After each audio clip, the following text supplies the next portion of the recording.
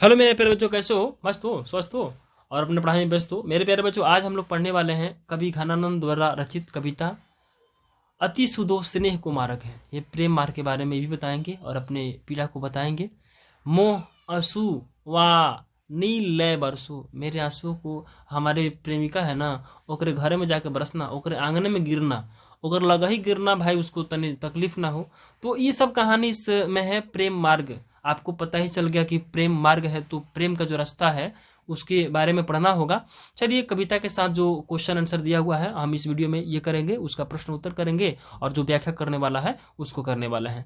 चलिए, पहला क्वेश्चन देखते हैं। पहला क्वेश्चन है, कवि प्रेम मार्ग को अति सुधो क्यों कहता है और इस मार्ग की विशेषता क्या है? तो कवि जो है हाँ तो कवि जो है प्रेम मार्ग को अति शुद्धो इसलिए कहता है, प्रेम मार्ग को अति शुद्धो इसलिए कहता है क्योंकि इस मार्ग पर तनिक भी चतुराई, टेढ़ापन, अहंकार आदि के लिए कोई स्थान नहीं है। इस मार्ग की विशेषता यह है कि इस मार्ग पर जो व्यक्ति चलता है उसे बिना कुछ खर्च किए हुए सब कुछ प्राप्त होता है। वो जमाना था, ई जमाना नहीं, ऊ जमाना था। समझ रहे हो ना? ऊ जमाना था। ये किनका जमाना था जी? घानानंद के जमाना था। उहे जमाना था, ई जमाना में नहीं। लेकिन ऊ जमाना का है तो उहे जमाना का लिखना है, यही उत्तर लिखिएगा, ठीक है ना? कभी प्रेम मार्ग को अति शुद्धो इसलिए कहता है क्योंकि इस मार्ग पर तनिक भी चतुराई, टेढ़ापन, अहंकार मत दिखाइए, आना तो छोड़ के भाग जाएगी ना जी। चलिए, तू नहीं कोई और सही, तू नहीं कोई और सही, बुझ रहे हो ना? ये है प्रेम मार्ग, तू नहीं कोई और सही। इसलिए क्योंकि मार्ग पर तनिक भी चतुराई, टेढ़ापन, अहंकार आदि का प्रयोग नहीं किया जाता है। और इस मार्ग की विशेषता यह है कि जो व्यक्ति इस मार्ग पर चलता है उसे बिना कुछ खर्च किए क्या मिल जाता है? सब कुछ मिल जाता है। तू नहीं कोई और सही। चलिए हटाइए, आगे देखते हैं। मन लेहू पर देहू छटाक नहीं से क्या अभिप्राय है? ये देखिएगा, इसका उत्तर क्या होगा। मन लेहू पर देहू छटाक नहीं से कवि का अभिप्राय है कि जो व्यक्ति प्रेम मार्ग को अपनाता है ना, उसको दिन को रात और रात को दिन मतलब नहीं रहता है। मैंने मेरे हिसाब से, अब किताब के हिसाब से क्या होना चाहिए, प्रेम मार्ग को अपनाता है और उसको छटा खर्च नहीं करना पड़ता है, तथा प्राप्ति जो है बहुत कुछ हो जाता है। प्राप्ति बहुत कुछ होता है मन में, ठीक है ना? ये आप लिख दीजिएगा, अर्थात जो आजकल चल रहा है वही लिखिएगा, कोई दिक्कत नहीं है। प्राप्त बहुत कुछ हो जाता है, ठीक है। यहाँ मन और छटाक ये दोनों माप तोल का बड़ा और छोटा पैमाना है। माप और तोल का जो बड़ा और छोटा पैमाना है, ठीक है ना? माप तोल का बड़ा, मन छटाक, ठीक है। चलिए क्वेश्चन समझिए। मन लेहू पर देहू छटाक नहीं, इसका मतलब क्या होता है कि बहुत कुछ मिल जाता है बिना कुछ खर्च किए हुए। और ये जो छटाक का मतलब है, मन और छटाक ये माप तोल का छोटा और बड़ा पैमाना है। अगला क्वेश्चन है, द्वितीय छंद किसको संबोधित? द्वितीय छंद क्या है पहले देखिएगा, बादल वाला है। तो द्वितीय छंद जो है बादल को संबोधित किया है, क्योंकि बादल दूसरे के लिए शरीर अपना धारण करता है ना, और दूसरों के लिए परोपकार के लिए ही बरसता है, दूसरों को काम के लिए ही बरसता है, अपने लिए बादल नहीं बरसता है। तो वही अपने जल में जो है घनानंद के आंसुओं को मिला करके, जो उनकी प्रेमिका एगो सुजान थी, जो नर्तकी थी, डांस करने वाली, डिस्को डांसर बुझता है ना जी, डांस करने वाली थी, सुजान के आंगन तक पहुंचा सकता है। ये जो अपनी पीड़ा, अपने दर्द को बताते हैं, दूसरे दोहा में अपने दर्द को बताते हैं।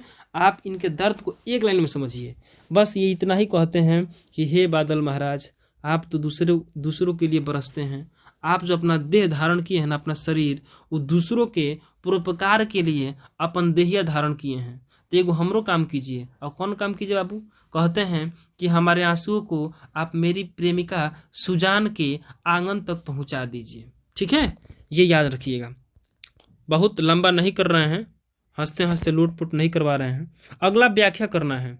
हे मेरी प्यारी सुजान, तेरे जैसे यहाँ कोई नहीं है, तेरे बिना तो मन नहीं लगता है। ये होगा ना उसका उत्तर। देखिएगा व्याख्या कैसे करेंगे, ध्यान दीजिए। यहाँ ऐक तय दूसरो आक नहीं, हे मेरे प्रिय, तुम जिससे प्रेम करते हो, तुम्हारे जैसे यहाँ कोई है नहीं। प्रेम है, ओकरा से बढ़िया आ जाएगी तो देखा जाएगा, लेकिन फिर भी फिलहाल में इसका अर्थ जो है वो गवाही लिखेंगे। यहाँ ऐक तो दूसरो आक नहीं। देखिएगा, प्रस्तुत पंक्तियां हमारे पाठ्य पुस्तक गोदली भाग 2 के अति शुद्धो स्नेह को मार्ग है इससे लिया गया है। मैंने स्नेह को मार्ग है शीर्षक से लिया गया है। कवि घनानंद हैं, और घनानंद देखिएगा प्रेम मार्ग को अति शुद्धो और स्नेह मार्ग बताते हुए कहना चाहते हैं कि यह ऐसा मार्ग है जिसको ये नहीं बुझाएगा ना, तो यहाँ से लिखना चालू करना, ठीक है। कवि का नाम और कविता का नाम लिखने के बाद, यह ऐसा मार्ग होता है जिस पर थोड़ा भी चतुराई, टेढ़ापन, अहंकार आदि का कोई भी स्थान नहीं है। अतः घनानंद कहते हैं कि हे प्यारे सुजान, हे प्यारे सुजान, हे मेरी जान, बुझ रहा है ना, हे मेरी प्यारी सुजान, सुनो सुनो ना, क्या सुनो, यहाँ एक तय दूसरो आक नहीं, अर्थात तुम्हारे जैसा दूसरा कोई नहीं है। कहाँ? इस दिल में सिवा तेरे कोई और ना आएगा ना जी। जो बीत गया है दौड़, ऐसे कुछ कहना, समझ रहे हो। चलो फ्रेंड, ये याद रखना, ठीक है ना। ये हो गया। यहाँ तुम्हारे जैसा दूसरा कोई नहीं है, इस पे गाना भी है। फ्रेंड तुमको सुनाते हैं, सुनो। कौन गाना है? मैंने तुम्हारे जैसा कोई नहीं है, इस पे एक गाना है। कौन गाना है बताइए। चलिए, यहाँ एक तो दूसरो आँख नहीं, ठीक है ना। यहाँ जो एक मैंने तुम्हारे जैसा यहाँ कोई नहीं है। वो कहते हैं ना कि जब प्रेम ज्यादा हो जाए तो ये गाना गाना पड़ता है। जो बीत गया है वो अब दौड़ न आएगा, जो बीत गया है वो अब दौड़ न आएगा, इस दिल में सिवा तेरे कोई और न आएगा, जो बीत गया है वो अब दौड़ न आएगा, इस दिल में सिवा तेरे कोई और न आएगा। भाई कोई होगा तभी ना आएगा, लेकिन फिर भी ये घनानंद जी का प्रेम है। और ये कहते हैं कि जो बीत गया है वो अब दौड़ न आएगा, और इस दिल में सिवा तेरे कोई और न आएगा, अर्थात तुम्हारे जैसा दूसरा कोई है ये नहीं है। समझ रहे हो ना। इसका उत्तर ये होगा कि तुम्हारे जैसा दूसरा कोई नहीं है। हे मेरी प्यारी सुजान, तुम्हारे जैसा कोई और नहीं है जो हमारे दिल में आए। समझ में आया? अरे बुड़बक, हाँ चलो चलो चलो, ज़्यादा हो गया। अगला देखो, कछु मेरियो पीर हिए परसों।